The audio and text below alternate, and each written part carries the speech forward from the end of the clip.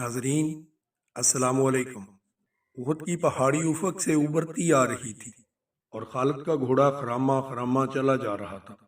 خالد کی ذہنی کیفیت کچھ ایسی ہوتی جا رہی تھی جیسے اسے آگے جانے کی کوئی جلدی نہ ہو، اور کبھی وہ لگام کو یوں جھٹکا دیتا جیسے اسے بہت جلدی پہنچنا ہو، لیکن جس منزل کو وہ جا رہا تھا وہ منزل اس پر پوری طرح واضح نہیں ہوئی تھی۔ کبھی اسے یوں لگتا جیسے ایک مقناطیسی قوت ہے جو اسے آگے ہی آگے کھینچ رہی ہے، اور کبھی وہ محسوس کرتا جیسے اس کے اندر سے اٹھتی ہوئی ایک قوت اسے پیچھے دھکیل رہی ہے۔ خالد اسے ایک آواز سنائی دی جو اس کے اندر سے اٹھتی تھی، لیکن اسے حقیقی سمجھ کر اس نے گھوڑے کی باگ کھینچی اور آگے پیچھے دیکھا، مگر وہاں ریت کے سوا کچھ بھی نہ تھا، لیکن آواز آ رہی تھی۔ خالد، کیا یہ سچ ہے جو میں نے سنا ہے؟ خالد نے اس آواز کو پہچان لیا۔ یہ اس کے ساتھی اکرمہ کی آواز تھی۔ ایک ہی روز پہلے اسے اکرمہ کہہ رہا تھا، اگر تم یہ سوچ رہے ہو کہ محمد صلی اللہ علیہ وآلہ وسلم خدا کا بھیجا ہوا نبی ہے تو یہ خیال دل سے نکال دو۔ محمد صلی اللہ علیہ وآلہ وسلم ہمارے بہت سے رشتہ داروں کا قاتل ہے۔ وہ اپنے قبیلے کو دیکھ جو سورج غروب ہونے سے پہلے محمد صلی اللہ علیہ وآلہ وسلم کو قتل کرنے کی قسم کھائے ہوئے ہے۔ خالد نے لگام کو ہلکا سا جھٹکا دیا اور گھوڑا چل پڑا۔ اس کے ذہن پر 4 برس پیچھے کی یادیں تازہ ہو گئیں، جب وہ احد کے مارکے میں رسول کریم صلی اللہ علیہ وآلہ وسلم کو ڈھونڈ رہا تھا۔ وہ قریش کی اس قسم کو پورا کرنے کا عزم لیے ہوئے تھا کہ رسول خدا کو سورج غروب ہونے سے پہلے پہلے قتل کرنا ہے۔ اسے یاد آ گیا کہ مسلمانوں کے تیر اندازوں نے جب عینین کی پہاڑی چھوڑ دی تھی تو اس نے اس پہاڑی پر حملہ کر کے عبداللہ بن جبیر رضی اللہ عنہ اور ان کے 9 تیر اندازوں کو جو رسول خدا صلی اللہ علیہ وآلہ وسلم کے حکم کی پیروی کرتے ہوئے وہاں پر رہ گئے تھے، ختم کیا تھا۔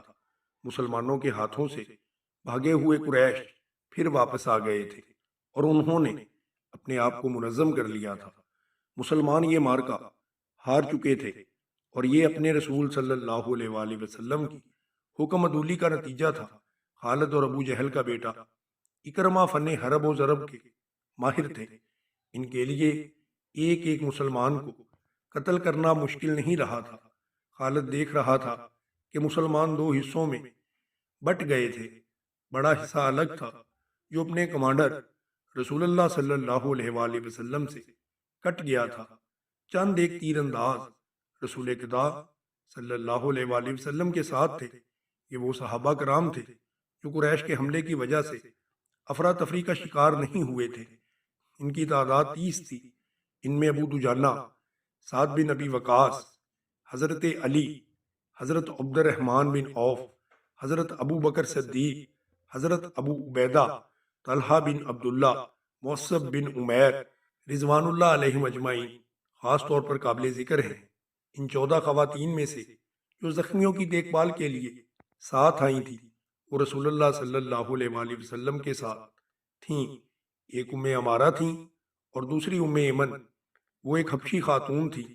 ام ایمن آپ صلی اللہ علیہ وآلہ وسلم کے بچپن میں آپ صلی اللہ علیہ وآلہ وسلم کی دائیا رہ چکی تھیں۔ باقی 12 خواتین ابھی تک زخمیوں کو اٹھانے اور پیچھے لانے اور ان کی مرہم پٹی کرنے میں مصروف تھیں۔ خالد رسول اللہ صلی اللہ علیہ وآلہ وسلم کو ڈھونڈ رہا تھا، لیکن وہ میدان جنگ میں زیادہ گھوم پھر نہیں سکتا تھا، کیونکہ اس کی کمان میں گھڑ سواروں کا ایک جیش تھا جسے اس نے پوری طرح اپنی نظم و نسق میں رکھا ہوا تھا۔ وہ اندھا دھند حملے کا قائل نہ تھا۔ اس کا اصول تھا کہ دشمن کو ایسی رگ پر ضرب لگاؤ کہ دوسری ضرب سے پہلے وہ گھٹنے ٹیک دے۔ آج 4 برس کے بعد جبکہ وہ تنہا صحرا میں جا رہا تھا، اس کے ذہن میں گھوڑے دوڑ رہے تھے، اسے تیر کمانوں کے زناٹے سنائی دے رہے تھے، اس کے ذہن میں مسلمانوں کے نعرے گونج رہے تھے۔ اس کا خیال تھا کہ مسلمان یہ ظاہر کرنے کے لیے نعرے لگا رہے ہیں کہ انہیں موت کا کوئی ڈر نہیں۔ طنز اور نفرت سے اب بھی اس کے ہونٹوں پر مسکراہٹ آ گئی۔ اس نے ارادہ کیا تھا کہ وہ زیادہ سے زیادہ مسلمانوں کو قتل کرے گا، قیدی کم ہی بنائے گا۔ اسے ابھی پتہ نہیں چل رہا تھا کہ رسول کریم صلی اللہ علیہ وآلہ وسلم کہاں ہیں۔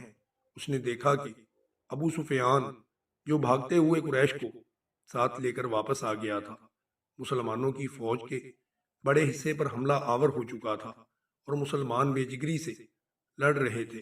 مسلمانوں نے اسے اپنی زندگی کا آخری مارکا سمجھ کر شجاعت و بے خوفی کے ایسے ایسے مظاہرے کیے کہ کثیر تعداد قریش پریشان ہو گئی۔ یہ صورتحال دیکھ کر خالد آگ بگولا ہو گیا۔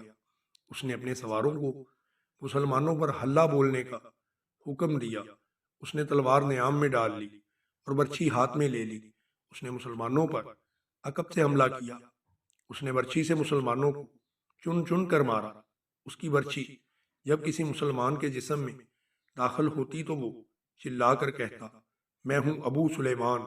ہر برچھی کے وار کے ساتھ اس کی للکار سنائی دیتی، میں ہوں ابو سلیمان۔ آج 4 برس بعد جب وہ مسلمانوں کے مرکز مدینہ کی طرف جا رہا تھا تو اسے اپنی ہی للکار سنائی دے رہی تھی، میں ہوں ابو سلیمان۔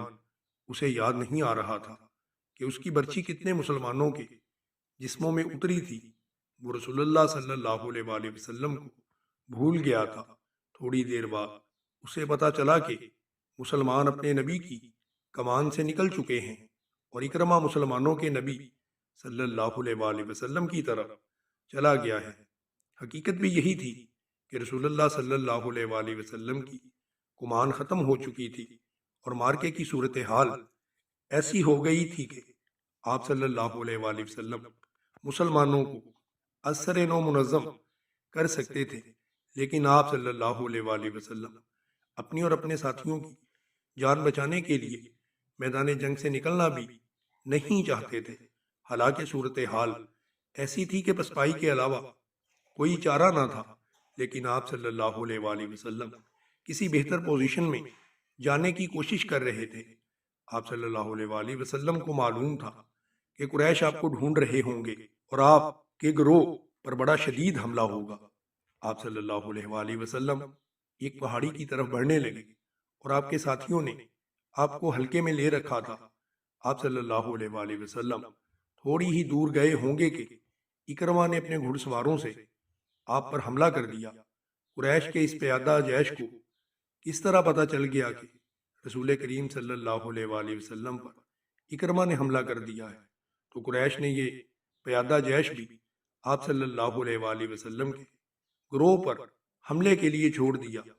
آپ صلی اللہ علیہ وآلہ وسلم کے اور آپ کے کسی ایک بھی ساتھی کے بچ نکلنے کا سوال ہی ختم ہو گیا تھا۔ آپ صلی اللہ علیہ وآلہ وسلم کے 30 ساتھیوں نے اور ان 2 خواتین نے جو آپ کے ساتھ تھیں، آپ کے گرد گوشت پوش کی دیوار کھڑی کر دی۔ خالد کو یاد آ رہا تھا کہ رسول اللہ صلی اللہ علیہ وآلہ وسلم جسمانی طاقت کے لحاظ سے بھی مشہور تھے۔ ان کا سب سے بڑا ثبوت تھا کہ آپ نے عرب کے مانے ہوئے پہلوان رکانہ کو 3 بار اٹھا کر پٹخا تھا۔ اب میدان جنگ میں ان کی طاقت کے ایک اور مظاہرے کا وقت آ گیا تھا۔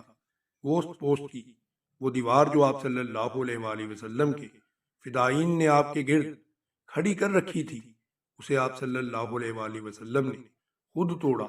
آپ کے ہاتھ میں کمان تھی، ترکش میں تیر بھی تھے۔ اس وقت خالد مسلمانوں کے بڑے حصے میں الجھا ہوا تھا۔ اسے جب بعد میں بتایا گیا کہ رسول اللہ صلی اللہ علیہ وآلہ وسلم اور ان کے 30 ساتھی اور 2 عورتیں قریش کے گھڑ سواروں اور پیادوں کے مقابلے میں جم گئے تھے، تو خالد نے بڑی مشکل سے اس بات کا یقین کیا تھا۔ اس نے ایک بار پھر کہا تھا کہ یہ طاقت جسمانی بالکل بھی نہیں ہو سکتی، یہ کوئی اور ہی طاقت ہے۔ اس وقت سے ایک سوال اسے پریشان کر رہا تھا، کیا عقیدہ طاقت بن سکتا ہے؟ وہ اپنے قبیلے میں کسی سے اس سوال کا جواب نہیں لے سکتا تھا، کیونکہ فوراً یہ الزام عائد ہو سکتا تھا کہ اس پر بھی محمد صلی اللہ علیہ وآلہ وسلم کا جادو جو ہے اثر کر گیا ہے۔ آج وہ یہی سوال اپنے ذہن میں لیے مدینہ کی طرف جا رہا تھا۔ احد کی پہاڑی افق سے اوپر اٹھائی تھی 4 برس پرانی یادیں اسے پھر اس پہاڑی کے دامن میں لے گئیں جہاں پر اسے اپنا ہی نام سنائی دے رہا تھا، ابو سلیمان، ابو سلیمان۔ وہ اپنے تصور میں دیکھنے لگا کہ ان 30 آدمیوں اور 2 عورتوں نے اتنے سارے گھڑ سواروں اور پیادوں کا مقابلہ کس طرح کیا ہوگا۔ رسول کریم صلی اللہ علیہ وآلہ وسلم اپنے دستے مبارک سے تیر برسا رہے تھے۔ آپ صلی اللہ علیہ وآلہ وسلم کے ساتھی بڑھ چڑھ کر آپ کو اپنے حلقے میں لے لیتے۔ ایک مورخ مغازی کی تاریخ کے مطابق آپ صلی اللہ علیہ وآلہ وسلم اپنے گرد حلقے کو بار بار توڑتے اور جدھر سے دشمن ان کی طرف بڑھتا اس پر تیر چلاتے۔ آپ صلی اللہ علیہ وآلہ وسلم کی جسمانی طاقت عام انسان کے مقابلے میں کہیں زیادہ تھی۔ آپ صلی اللہ علیہ وآلہ وسلم کمان کو اس قدر زور سے کھینچتے تھے کہ آپ کا چھوڑا ہوا تیر جس جسم میں لگتا تیر کی نوک اس جسم کے دوسری طرف نکل جاتی۔ آپ صلی اللہ علیہ وآلہ وسلم نے اس قدر تیر چلائے کہ ایک تیر چلانے کے لیے آپ صلی اللہ علیہ وآلہ وسلم نے کمان کو کھینچا تو وہ کمان ٹوٹ گئی۔ آپ نے اپنے ترکش میں بچے ہوئے تیر سعد بن ابی وقاص رضی اللہ عنہ کو دی دیے۔ سعد بن ابی وقاص رضی اللہ عنہ کے نشانے کا کوئی بھی مقابلہ نہیں کر سکتا تھا۔ خدا آپ صلی اللہ علیہ وآلہ وسلم بھی سعد کے نشانے کو تسلیم کرتے تھے۔ ادھر مسلمان ابو سفیان اور خالد کے ہاتھوں کٹ رہے تھے اور خون کا آخری قطرہ بہہ جانے تک ان کا مقابلہ کر رہے تھے۔ ادھر آپ صلی اللہ علیہ وآلہ وسلم کے 30 فدائین اور 2 خواتین کی بے ذکری کا یہ عالم تھا جیسے ان کے جسم نہیں، ان کی روحیں لڑ رہی ہوں۔ مشہور مورخ تبری لکھتا ہے کہ ایک ایک مسلمان نے بیک وقت 4-4 5-5 قریش کا مقابلہ کیا۔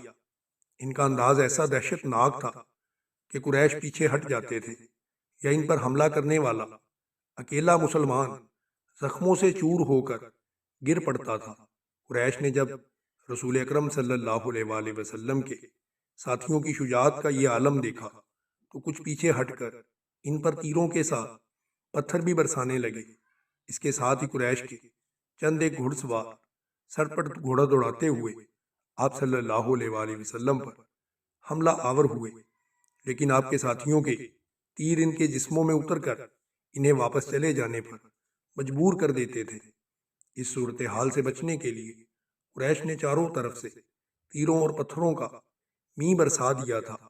خالد کو اکرمہ نے بتایا تھا کہ ابو دجانہ محمد صلی اللہ علیہ وآلہ وسلم کے آگے جا کر کھڑے ہوئے، ان کی پیٹھ دشمن کی طرف تھی۔ ابو دجانہ بیک وقت 2 کام کر رہے تھے، ایک یہ کہ وہ اپنے تیر سعد بن ابی وقاص کو دیتے جاتے اور سعد بڑی تیزی سے تیر برسا رہے تھے۔ اس کے ساتھ ہی ابو دجانہ محمد صلی اللہ علیہ وآلہ وسلم کو تیروں سے بچانے کی کوشش کر رہے تھے۔ تیروں اور پتھروں کی بارش سے کوئی نہ دیکھ سکا کہ ابو دجانہ کس حال میں ہے۔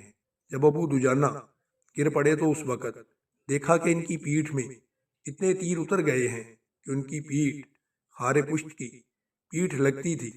رسول اکرم صلی اللہ علیہ وآلہ وسلم کو بچانے کے لیے آپ صلی اللہ علیہ وآلہ وسلم کے کئی ساتھیوں نے جان دے دی، لیکن اکرمہ اور اس کے گھڑ سواروں اور پیادوں پر اتنی دہشت طاری ہو چکی تھی کہ وہ پیچھے ہٹ گئے۔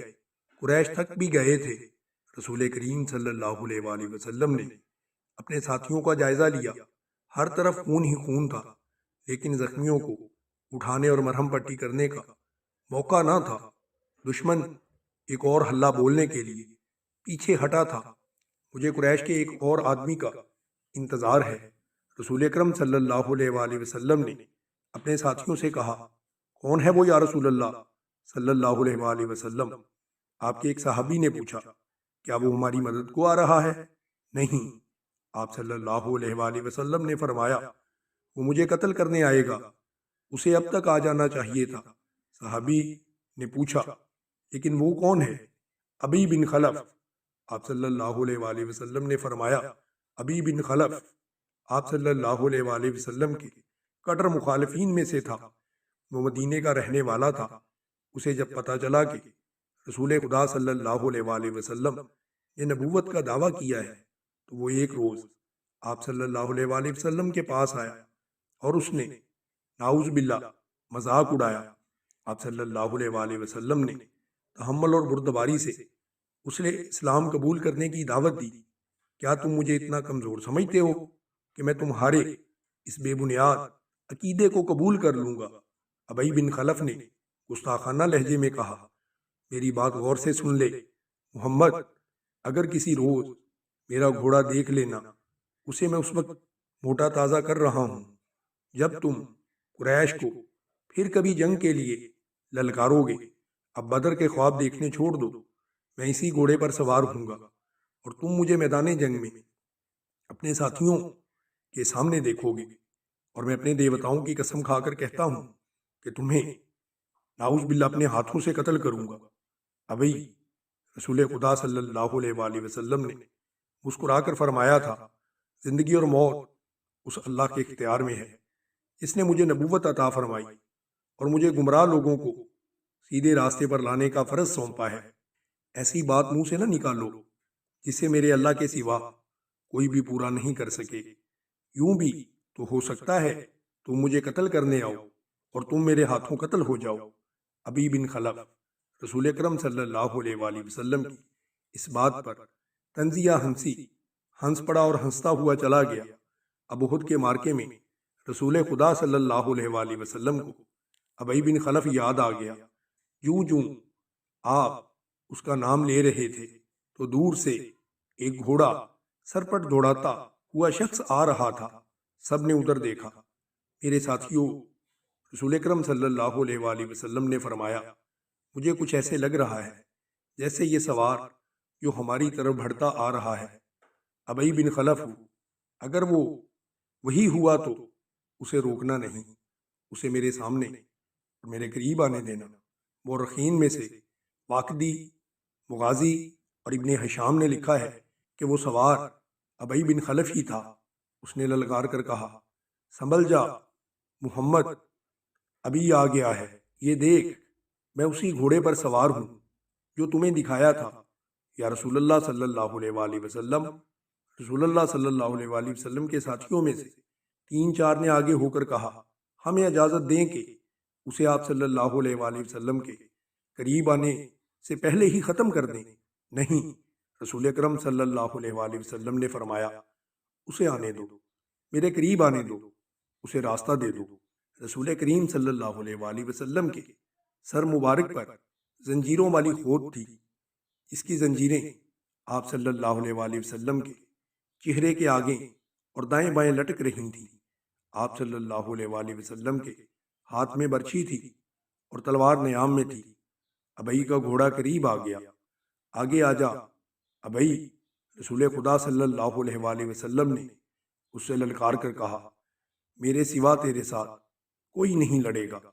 ابی بن خلف نے اپنا گھوڑا قریب لا کر روکا اور تنزیہ کہا لگایا۔ اسے شاید پورا یقین تھا کہ وہ آپ صلی اللہ علیہ وآلہ وسلم کو نعوذ باللہ قتل کر دے گا۔ اس نے ابھی تلوار نکالی ہی تھی کہ آپ صلی اللہ علیہ وآلہ وسلم نے آگے بڑھ کر اور اچھل کر اس پر برچھی کا وار کیا۔ وہ وار بچانے کے لیے ایک طرف کو جھک گیا، لیکن وار خالی نہ گیا۔ آپ صلی اللہ علیہ وآلہ وسلم کی برچھی کی انی اس کے دائیں کندھے پر ہنسلی کی ہڈی سے نیچے لگی۔ وہ گھوڑے سے گر پڑا اور اس کی پسلی ٹوٹ گئی۔ مورخ لکھتے ہیں کہ رسول خدا صلی اللہ علیہ وآلہ وسلم کا وار اتنا کاری نہ تھا کہ ابئی جیسا قوی ہیکل آدمی اٹھ نہ سکتا۔ رسول خدا صلی اللہ علیہ وآلہ وسلم اس پر دوسرا وار کرنے کو دوڑے، وہ گھوڑے کی دوسری طرف گرا۔ اس پر شاید دہشت طاری ہو گئی تھی یا آپ صلی اللہ علیہ وآلہ وسلم کا وار اس کے لیے غیر متوقع تھا۔ وہ اٹھا اور اپنا گھوڑا وہیں چھوڑ کر بھاگ گیا۔ وہ چلاتا جا رہا تھا، محمد صلی اللہ علیہ وآلہ وسلم نے مجھے قتل کر دیا ہے، اے اہل قریش، محمد نے مجھے بھی قتل کر ڈالا۔ قریش کے کچھ آدمیوں نے اس کے زخم دیکھے تو اسے تسلی دی کہ اسے کسی نے قتل نہیں کیا، زخم بالکل معمولی ہیں، لیکن اس پر نہ جانے کیسی کیفیت طاری ہو چکی تھی۔ اس کی زبان سے یہی الفاظ نکل رہے تھے، میں زندہ نہیں رہوں گا۔ محمد نے کہا تھا کہ میں اس کے ہاتھوں قتل ہو جاؤں گا۔ مورخ ابن حشام نے یہاں تک لکھا ہے کہ ابئی کے یہ الفاظ بھی کہے تھے، اگر محمد مجھ پر صرف تھوک دیتا تو پھر بھی میں زندہ نہیں رہ سکتا تھا۔ جب احد کا معرکہ ختم ہو گیا تو ابئی قریش کے ساتھ مکہ روانہ ہو گیا۔ راستے میں انہوں نے پڑاؤ کیا تو وہ وہیں پر مر گیا۔